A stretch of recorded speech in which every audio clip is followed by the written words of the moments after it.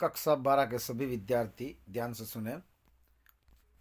Hindi with आरबोर्ड इस channel पर कक्षा 12 की हिंदी अनिवार्य विषय की परीक्षा आयोजित होने वाले माध्यमिक शिक्षा बोर्ड 2024 के लिए आवश्यक बोर्ड द्वारा जारी जो मॉडल पेपर है, जिसमें से बहुत सारे प्रश्न आएंगे। पिछली बार भी ऐसा हुआ था, इस बार भी होंगे। तो आप सभी से इस बात की अपेक्षा रहेगी कि आप इस वीडियो को ध्यान से देखेंगे। प्रत्येक पाठ का आप यूँ समझिए कि संपूर्ण सिलेबस का एक सारांश तैयार किया है माध्यमिक शिक्षा बोर्ड ने, और उसको मैं प्रश्न बाय प्रश्न, वन बाय वन करके आपके सामने प्रेजेंट कर रहा हूँ। आपसे ये भी उम्मीद रहेगी कि आप इस वीडियो को अधिक से अधिक शेयर करें। तो आइए शुरू करते हैं। हरिवंश राय बच्चन आत्म परिचय। कवि कैसे संसार को ठुकराता है। कविता की कुछ पंक्तियां आपको रह रह करके याद होनी चाहिए। संपूर्ण कविता याद नहीं हो सकती, लेकिन कवि कैसे संसार को ठुकराता है, तो उसमें ये साफ कवि कहता है, जो वैभवशाली है, जग जोड़ा करता, जहां पर धन और वैभव मोह माया, उस वैभवशाली संसार को कवि प्रतिपक्ष से ठुकराता। कवि ने हृदय रूपी वीणा के तारों को किसने झंकृत कर दिया, तो उसमें एक पंक्ति है, कर दिया किसी ने झंकृत जिनको छूकर मैं सांसों के दो तार लिए फिरता हूँ। ये किसी जो शब्द है, ये उसकी प्रेयसी के लिए है। उसी के कारण से वो सैप्राण होकर के घूमता है और इस संसार के उत्तरदायित्वों को वहन करता है। कवि किसका भार लिए फिरता है, सीधी सी बात है, उसमें है कि मैं जग जीवन का भार लिए फिरता हूँ, फिर भी संसार में प्यार लिए फिरता हूँ। तो मैं जग जीवन का यानी सांसारिक उत्तरदायित्वों का। प्रतिपग में अलंकार है, जब पै पै वर्ण की बार बार आवृत्ति है, इसलिए यहाँ अनुप्रास अलंकार है। एक वर्ण की जब बार बार आवृत्ति होती है वह अनुप्रास अलंकार होता है। बहुत सारी चीज़ें दाएं बाएं की अलंकार और शिल्प सौंदर्य, काव्य सौंदर्य, कवि परिचय से संबंधित प्रश्न इन सभी प्रश्नों में रिपीट होंगे। नेक्स्ट है, कवि बच्चन की आत्मकथा साहित्य की किस विधा में लिखी हुई है। तो कवि बच्चन की जो आत्मकथा है वो पद्य में लिखी हुई है। हरिवंश राय बच्चन की जो आत्मकथा है, वैसे वो 4 खंडों में विभक्त है, KNBD। इसके लिए आप याद रख सकते हैं KNBD। क्या भूलूं क्या याद करूं, नीड़ का निर्माण, फिर बसेरे से दूर, 10 द्वार के सोपान तक। ये आपके कहीं ना कहीं हरिवंश राय बच्चन के कवि परिचय में भी काम आ सकती है ये चीज, और ये पद्य में है। नेक्स्ट, मैं और जग और, कहाँ का नाता पंक्ति में कौन सा अलंकार है। थोड़े से व्यवधान के लिए मैं इसको एरोप्लेन मोड पर कर देता हूं, थोड़ा सा व्यवधान रहेगा जी। आगे बढ़ते हैं। प्रश्न है कि कवि बच्चन की आत्मकथा साहित्य की किस विधा में, ये प्रश्न हो गया था। मैं और जग और, जब कोई शब्द रिपीट होता है और उसका अर्थ भिन्न भिन्न हो, तब वहां पर यमक अलंकार होता है। यहाँ पहले वाले और तीसरे वाले और का अर्थ समान है कि मैं भिन्न हूं, मैं अलग हूं, जगत भी भिन्न है मेरे से। लेकिन बीच वाला जो और है, ये एंड का काम करता है इंग्लिश के दृष्टिकोण से यदि देखें तो, और हिंदी में इसे बोलते हैं संयोजक अव्यय। तो यहाँ पहले और तीसरे का समान है लेकिन दूसरे का अलग है, इसलिए यहाँ यमक अलंकार है। हालावादी दर्शन के प्रणेता कौन है, हरिवंश राय बच्चन। ये जब भी इनका कवि परिचय से संबंधित प्रश्न आता है तो आप जरूर लिखें कि हरिवंश राय बच्चन हालावादी दर्शन के प्रणेता थे, प्रवर्तक थे। कवि हरिवंश राय बच्चन का जन्म कब हुआ, 1907 में। याद रखें, हजारी प्रसाद द्विवेदी, इसी तरह से महादेवी वर्मा और हरिवंश राय बच्चन, इनका जन्म है 1907 में। 1905 में आपके एक पाठ बाजार दर्शन, जिसके लेखक है जैनेन्द्र, उनका जन्म हुआ था। निम्न में कौन सी काव्य कृति कवि बच्चन की नहीं है। निशा निमंत्रण, मधु कलश, मधुशाला और अनामिका। अनामिका नहीं है। आपको पता होना चाहिए अनामिका जो है वो निराला की रचना है, सूर्यकांत त्रिपाठी निराला की रचना। कवि की वाणी कैसी है, मैं शीतल वाणी में आग लिए फिरता हूँ। कई बार क्या होता है, हमें चारों ही ऑप्शन राइट लगते हैं, मृदुल, यानी कोमल। कठोर और उग्र तो नहीं हो सकती, लेकिन शीतल तो हो सकता है। इनमें कंफ्यूज हो सकता है यहाँ ऑप्शन आ जाए मीठी, मधुर, इस तरह के ऑप्शन आ जाएं। तो आपको पता होना चाहिए वो पंक्ति कि मैं शीतल वाणी में आग लिए फिरता हूँ। तो कवि की वाणी कैसी है? शीतल। कवि कैसा संदेश लिए फिरता है? तो कवि मैं मस्ती का संदेश लिए फिरता हूँ। पंक्ति है इस कविता में, मैं मस्ती का संदेश लिए फिरता हूँ। कवि स्वयं को दुनिया का एक क्या मानता है? मैं दुनिया का एक नया दीवाना। तो ये अपने आप को दीवाना मानता है। नेक्स्ट प्रश्न है, कर यत्न मिटे सब सत्य किसी ने जाना। पंक्ति का आशय स्पष्ट कीजिए। कवि ये कहना चाहता है कि कितने ही प्रयास कर लिए फिर भी लोग सत्य को नहीं जान पाए, और सत्य है मोह माया के पीछे न भागते हुए, मोह माया से दूर रहते हुए, और प्रेम का संदेश जो है वो इसमें बांटना। प्रेम का जो संदेश है, यहां मैं माफी चाहूंगा। नेक्स्ट प्रश्न है, कवि ने स्वयं को दीवाना क्यों कहा है? क्योंकि जहां सभी ईर्ष्या और द्वेष से पीड़ित है, जबकि कवि जो है वो प्रेम और मस्ती का संदेश देता है। एक और महत्वपूर्ण बात, यहाँ लिखा हुआ लघुत्तरात्मक प्रश्न, तो केवल एक पंक्ति में इनका उत्तर होना चाहिए। जग पूछ रहा उनको, संसार किनको पूछ रहा है और क्यों? संसार उन्हें पूछ रहा है जो उन्हें महत्व देते हैं, उनकी हाँ में हाँ मिलाते हैं। इसलिए ये संसार केवल उन्हीं को पूछता है। जग पूछ रहा उनको जो जग की गाते, जो जगत की गाते हैं। कवि ने संसार को अपूर्ण क्यों कहा है? अगर पाठ का सारांश आपको पता हो तो बहुत सारे प्रश्नों का उत्तर समान होता है। कवि ने संसार को अपूर्ण इसलिए कहा है क्योंकि ये संसार विभिन्न उपादान, अर्थात इस संसार में सुख और साधन, जितने भी जो सुख के साधन है उनको ढूंढता है। ये जगत उनके पीछे भागता है, इसलिए संसार को अपूर्ण बताता है। यहाँ ईर्ष्या और द्वेष व्याप्त है, प्रेम न होने के कारण वो संसार को अपूर्ण बताता है। मैं और जग कहाँ का नाता? कवि अपने आप को इस संसार से क्यों नहीं जोड़ पाया है? क्योंकि ये संसार मोह माया के पीछे भागता है, जबकि वो मोह माया से दूर रहता है। कवि ने स्वयं को संसार से अलग क्यों माना है? दोनों का समान उत्तर है। यौवन में उन्माद लिए घूमने से क्या तात्पर्य है? कवि अपने यौवन में, अपनी जवानी में, अपनी प्रेयसी के प्रेम के उन्माद में घूमता है, प्रेम की मस्ती में घूमता है, जीवन यापन करता है। कवि बच्चन के जग के प्रति दृष्टिकोण को स्पष्ट कीजिए। कवि बच्चन का इस जगत के प्रति दृष्टिकोण है कि ये जगत द्वेष से पीड़ित है, ईर्ष्या से पीड़ित है, जबकि वो प्रेम का संदेश बांटता फिरता है। ये जगत प्रति क्षण, प्रत्येक पल मोह माया के पीछे भागता रहता है।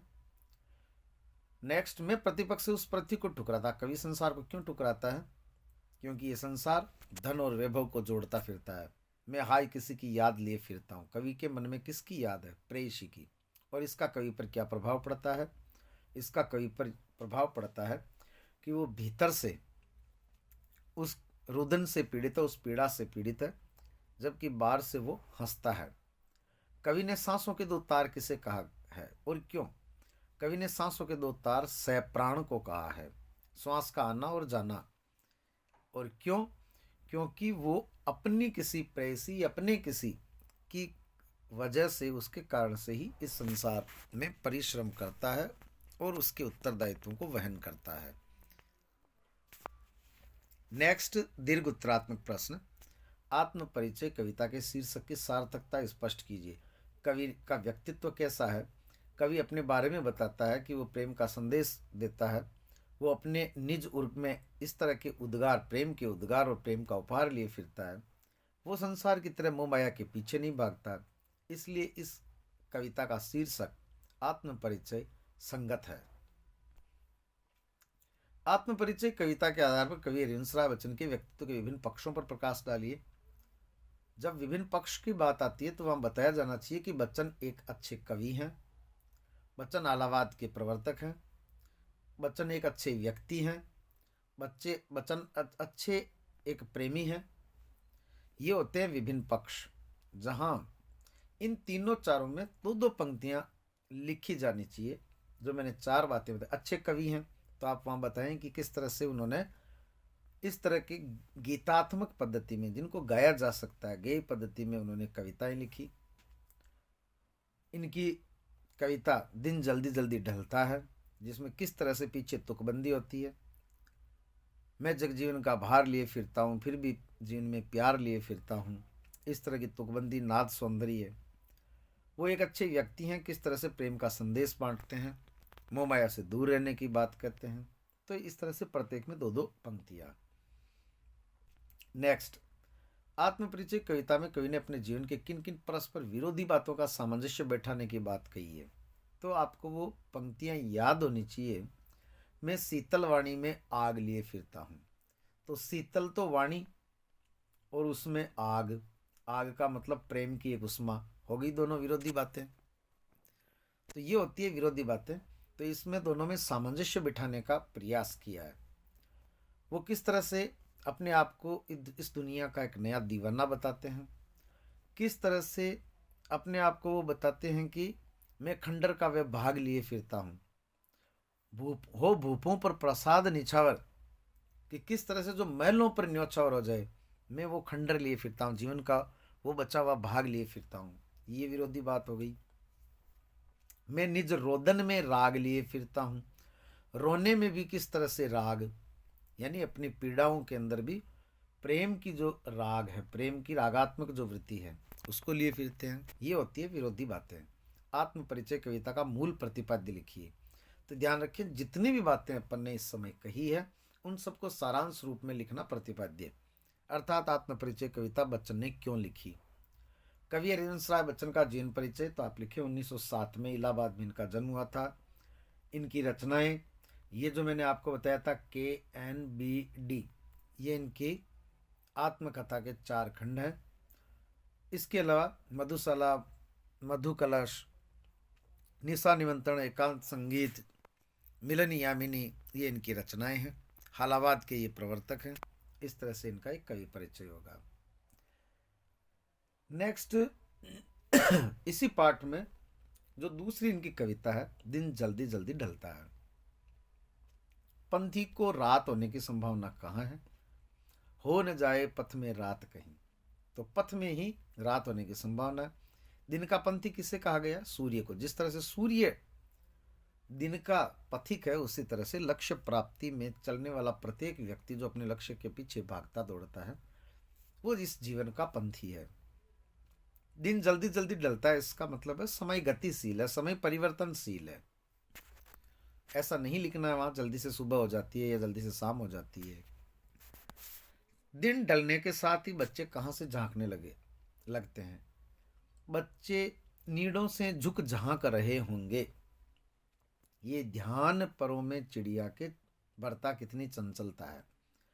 तो बच्चे जो है वो नीड़ों से, घोंसलों से झांकते हैं। कवि के हृदय में कैसे भाव भरे हुए हैं।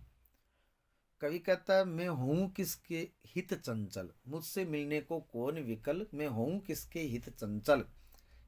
यह भरता कितनी विवलता है। तो वो पंक्तियां याद होनी चाहिए। कवि के हृदय में विवलता के भाव भरे हुए हैं। पथ में होने वाली रात की आशंका से कौन भयभीत रहता है, पंथी। पंथी को इस बात का भय है कि हो न जाए कहीं पथ में रात कहीं। ये सोच थका दिन का पंथी भी जल्दी जल्दी चलता है। मुझसे मिलने को कौन विकल, मुझसे मिलने को तो कोई व्याकुल नहीं है। इसलिए कवि जो है ये कह रहा है कि जब कोई अपना नहीं होता है तब व्यक्ति के काम करने की जो गति है वो शिथिल हो जाती है। इसलिए उसके हृदय में ये भाव कौन सा भरता है, विवलता का। चिड़िया के परों में चंचलता क्यों आती है, क्योंकि उसके जब मन में ये ध्यान आता है कि नीड़ों से, घोंसलों से उसके बच्चे जो है वो अपना मुंह निकाल कर उसका इंतजार कर रहे होंगे और उसकी राह तकते होंगे। बच्चे किस बात की आशा में नीड़ों से झांक रहे होंगे, प्रत्याशा में। तो बच्चे जो है वो चिड़िया के, अपनी माँ के आने की आशा में नीड़ों से झांक रहे हैं। दिन जल्दी जल्दी ढलता है कविता का उद्देश्य स्पष्ट कीजिए। इसका उद्देश्य यह है, कितना समय आप लोगों के अंग्रेजी की परीक्षा हो चुकी है, अब हिंदी की परीक्षा है, बहुत जल्दी समय व्यतीत हो जाएगा।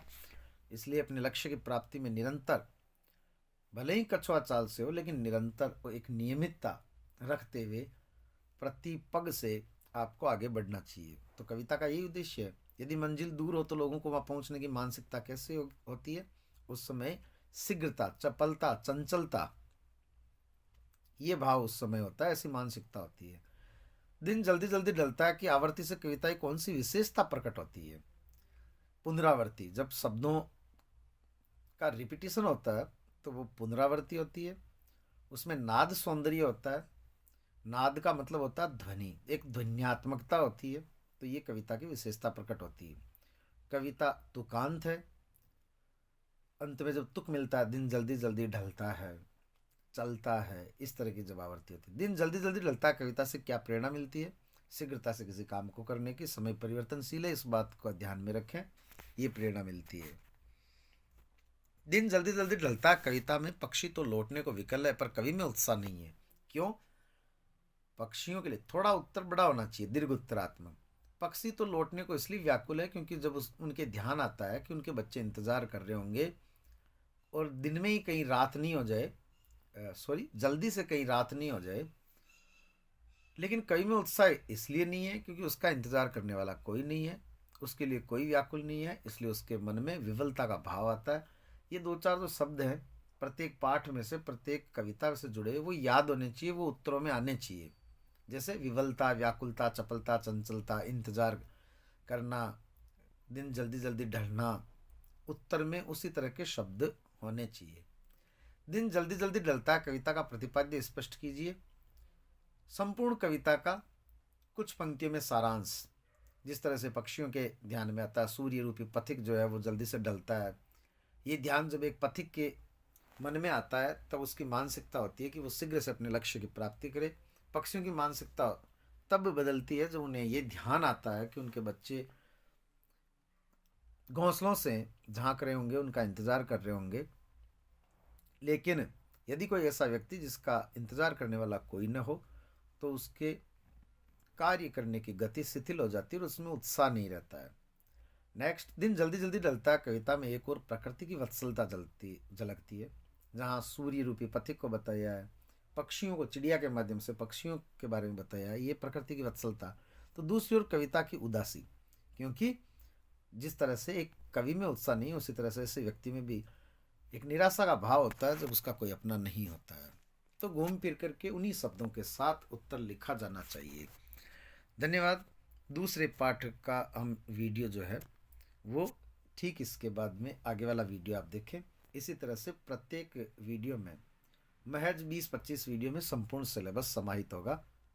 धन्यवाद।